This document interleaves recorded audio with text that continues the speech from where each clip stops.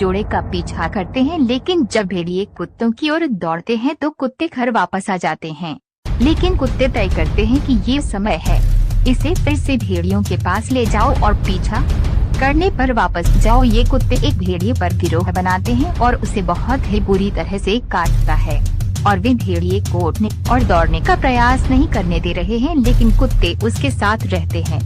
दो कुत्ते इस भेड़िए को मार रहे हैं और दोनों उसकी गर्दन काट रहे हैं। कुत्तों का मालिक इसे फेल मार रहा है और मैं इस प्रकार की क्रूरता के खिलाफ गंभीरता से निंदा करता हूँ। भेड़िए कीमती हैं और बहुत कम बचे हैं।